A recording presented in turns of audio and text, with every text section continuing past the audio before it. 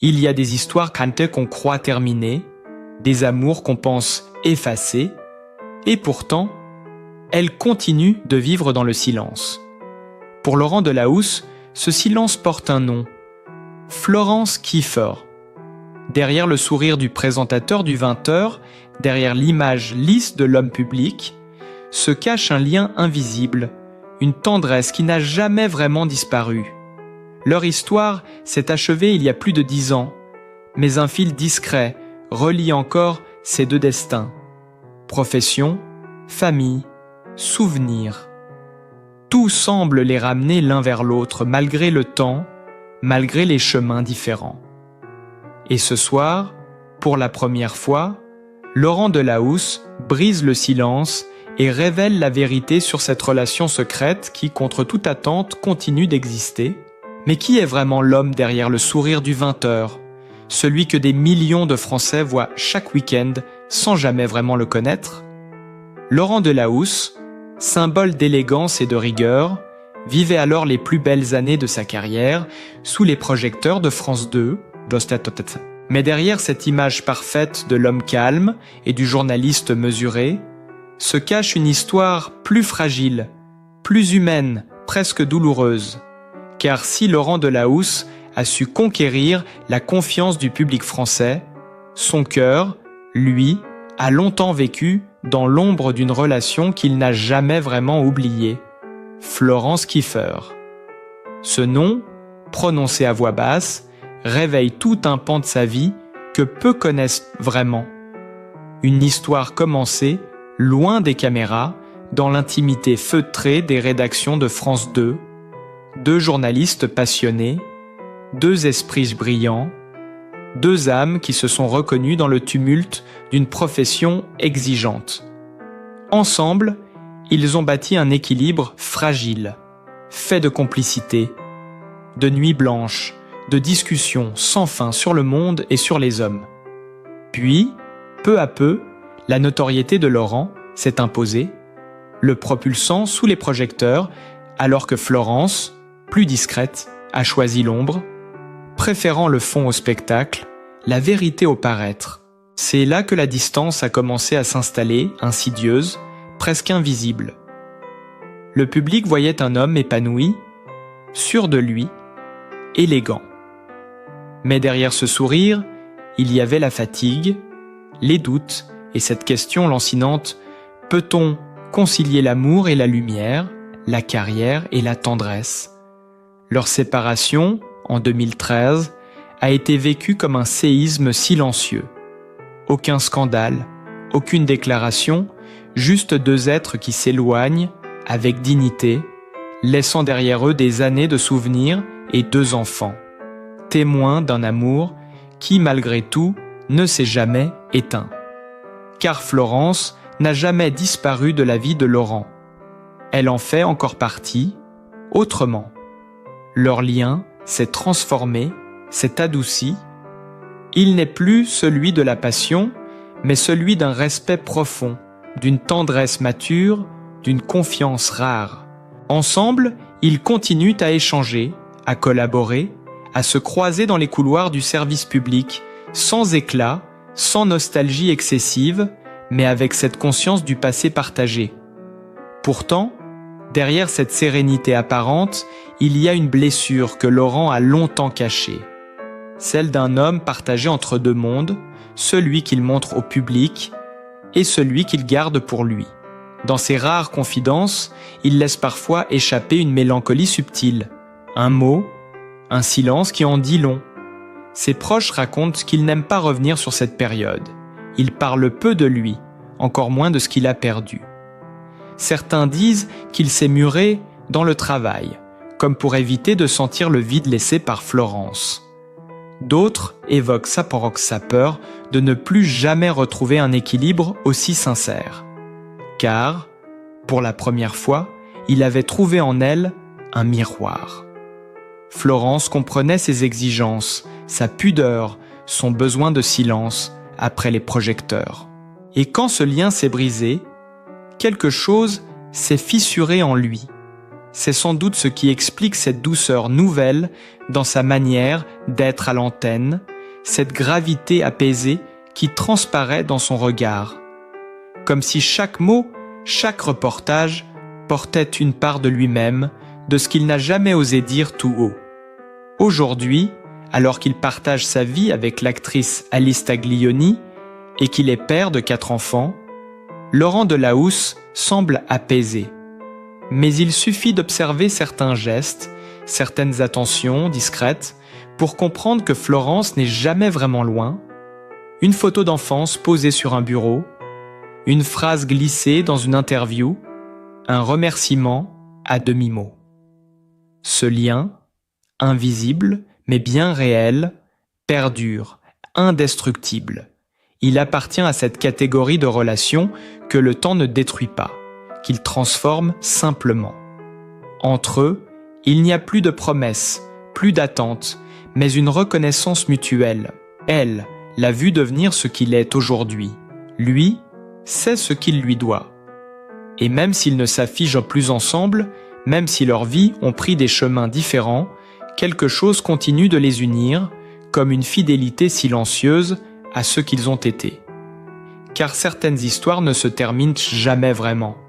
Elles changent de forme, se glissent pendant les gestes du quotidien, dans les regards échangés au détour d'un couloir, dans les souvenirs qu'on garde précieusement.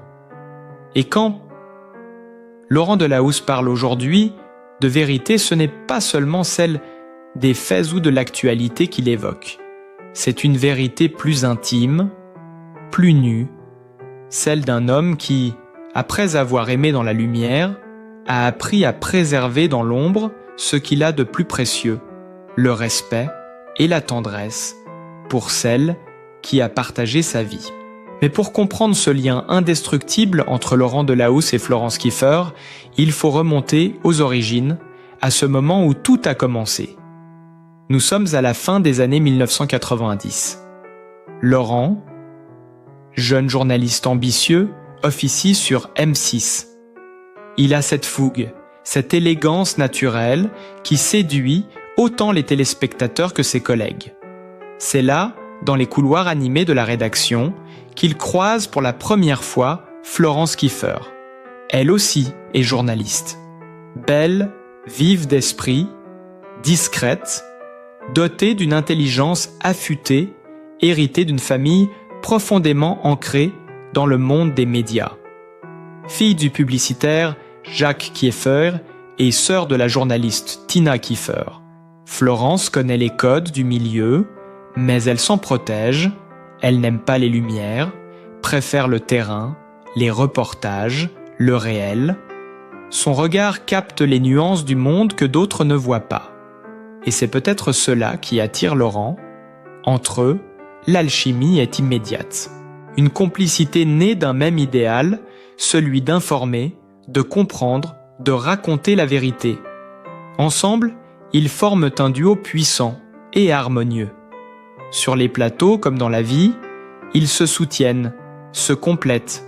Florence réalise alors des reportages pour Zone Interdite et Le Droit de Savoir, des émissions exigeantes, parfois dangereuses, mais profondément humaines. Elle admire chez Laurent son calme, sa rigueur, sa capacité à incarner l'information sans la trahir. Lui voit en elle une force tranquille, une femme libre, courageuse, capable de tout comprendre sans qu'il ait besoin de parler. Leur amour grandit à l'abri du tumulte médiatique, dans cette rare bulle d'équilibre entre deux carrières brillantes et deux personnalités entières. De cet amour naîtront 2 filles, Liv-Eline et Sacha, venues compléter une famille déjà unie, puisque Florence était déjà mère d'un garçon, Raphaël. Ensemble, ils forment un cocon solide, tendre, fait de rires d'enfants, de voyages improvisés, de soirées simples, loin des caméras. C'est une période lumineuse, presque suspendue. Mais avec la lumière vient aussi l'ombre. Au fil des années, la notoriété de Laurent s'amplifie. France 2 lui ouvre ses portes. Le 20h devient son royaume.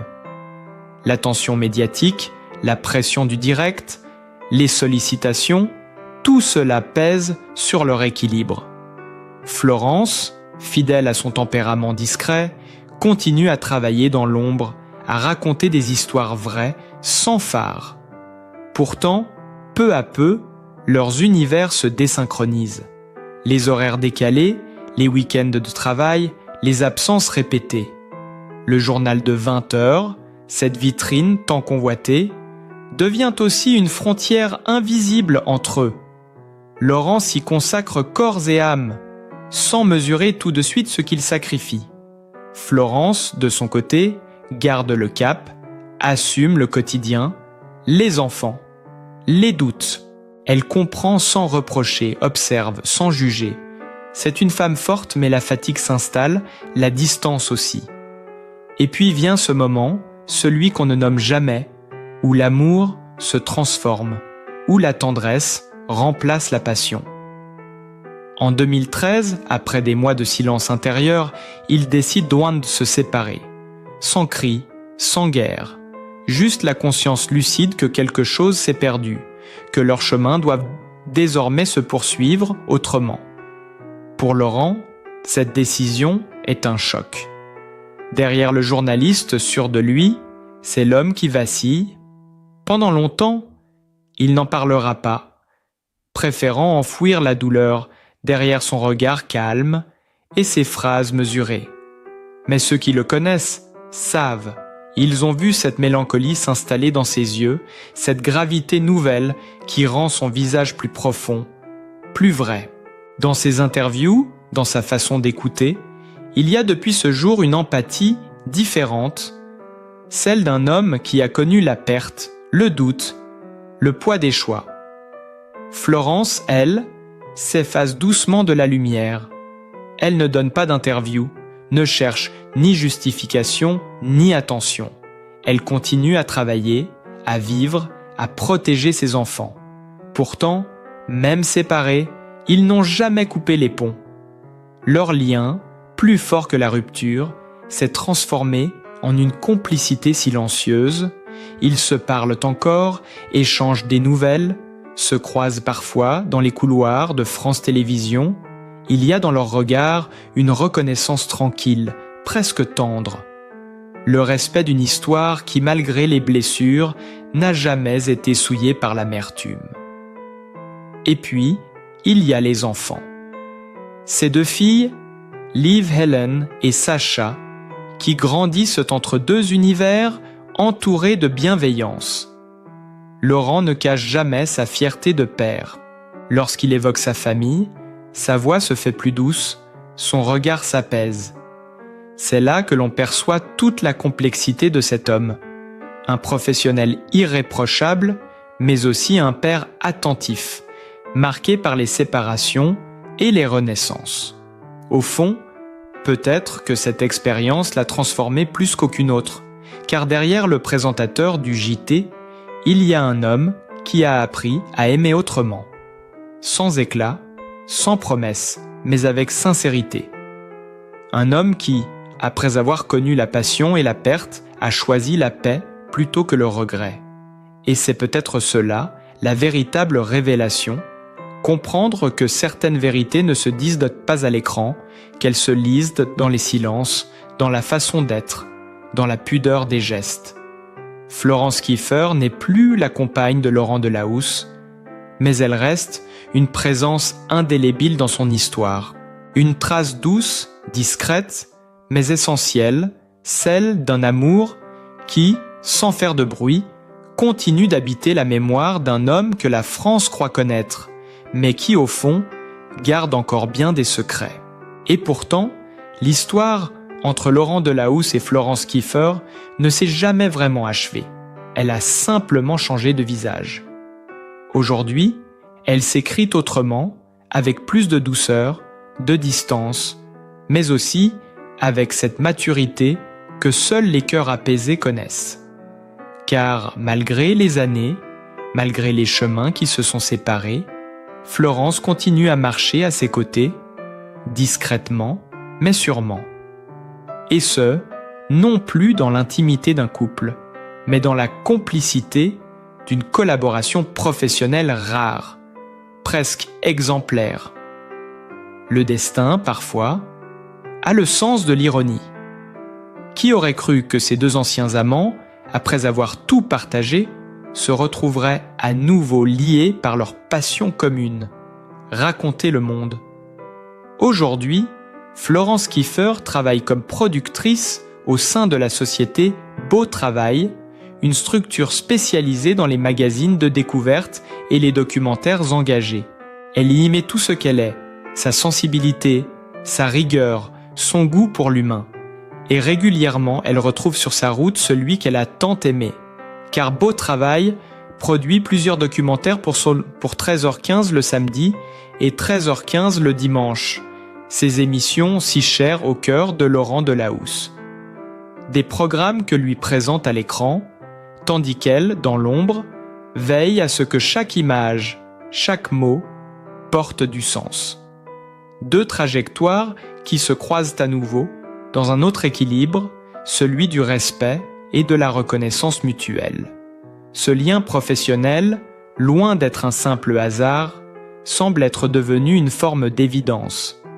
Travailler ensemble sans s'appartenir, se comprendre sans se parler, se retrouver sans se perdre, voilà peut-être la plus belle forme d'amour, celle qui ne cherche plus à posséder, mais à accompagner. Pour Laurent, cette collaboration est aussi une manière de boucler la boucle, de transformer une douleur passée en une force tranquille. L'homme qui autrefois avait du mal à concilier vie privée et carrière semble aujourd'hui avoir trouvé une paix nouvelle. Entre la passion de l'information et la douceur de la vie familiale, il a appris à accepter la complexité de l'existence. Et c'est dans cette complexité qu'il puise désormais sa justesse, cette manière unique de raconter les histoires des autres sans jamais trahir la sienne. Car au fond, ce que Laurent Delahousse incarne aujourd'hui à l'écran, ce mélange d'élégance, de gravité et d'empathie, vient sans doute de là, de ce long chemin intérieur qu'il a parcouru pour réconcilier l'homme et le journaliste. Chaque documentaire qu'il présente, chaque reportage qu'il introduit, porte en filigrane cette expérience intime, celle d'un homme qui a appris que la vérité ne se trouve pas seulement dans les faits, mais dans la façon dont on les regarde. Florence, elle, continue à œuvrer dans l'ombre. Elle n'apparaît jamais à l'écran, ne revendique rien. Mais ceux qui travaillent avec elle parlent d'une femme d'une grande humanité, exigeante et bienveillante, capable de sentir ce que d'autres ne perçoivent pas. Entre eux, la confiance est intacte.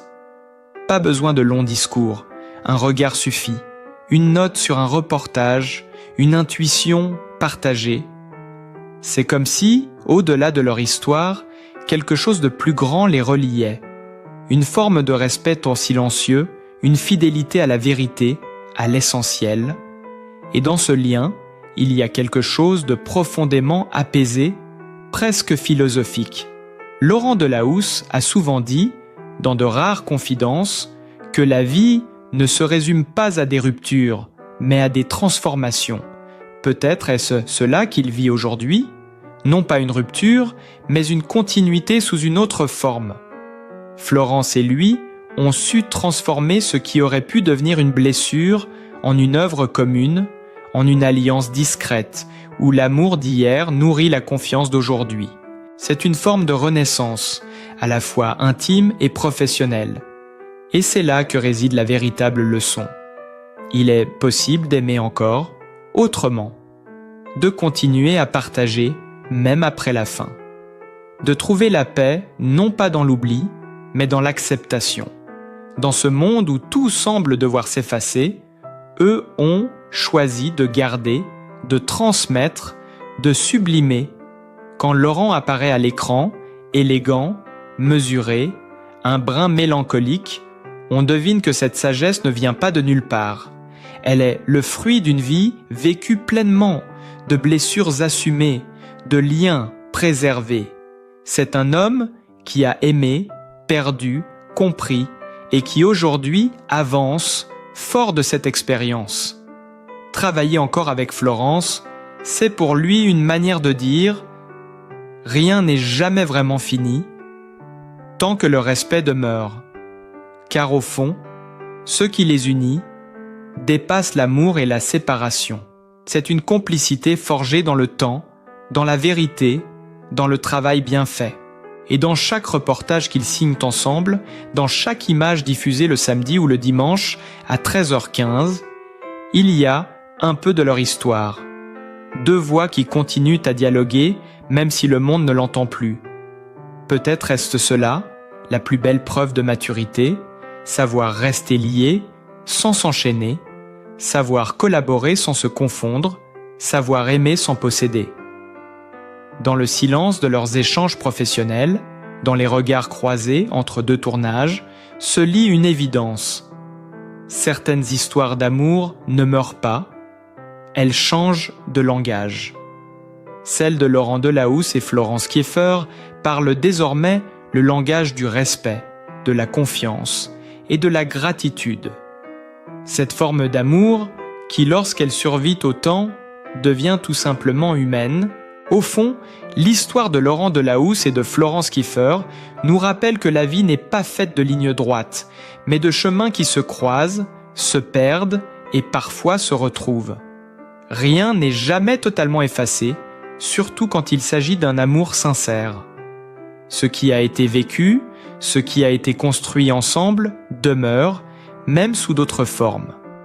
Entre eux, il n'y a plus la passion des débuts, mais une affection silencieuse, une compréhension mutuelle qui dépasse les mots. Ce respect-là, rare et précieux, devient une leçon de vie pour chacun de nous. Parce qu'il faut du courage pour aimer, mais encore plus pour laisser partir sans rancune, pour transformer la douleur en paix, le passé en force. Aujourd'hui, Laurent Delahousse avance, entouré des siens, fort de ce qu'il a appris, que l'élégance ne se trouve pas seulement dans la manière de parler, mais dans la manière de se taire, de préserver, de respecter, et peut-être que c'est cette sagesse tranquille qui fait de lui l'un des visages les plus aimés du journalisme français. Dans un monde où tout s'oublie vite, il choisit la fidélité. Dans un univers d'ego, il choisit la discrétion. Et dans l'agitation de la vie, il choisit la douceur. Une douceur héritée sans doute de cette histoire qu'il partage encore à demi avec Florence Kieffer. Une histoire d'humanité avant tout, car aimer c'est aussi savoir rester lié, même autrement. Et peut-être que le plus bel hommage qu'on puisse rendre à cette histoire, c'est de se souvenir qu'au-delà des lumières, il existe toujours des vérités simples, la sincérité, la bienveillance et le respect du passé. Si cette histoire vous a touché, si elle vous a rappelé qu'il n'y a pas de fin à l'amour lorsqu'il est vrai, alors laissez un commentaire, partagez vos émotions, abonnez-vous pour découvrir d'autres récits humains, sincères, où la vie se raconte sans phare. Se raconte parce que parfois, derrière les visages que l'on croit connaître, se cachent les plus belles leçons de vie.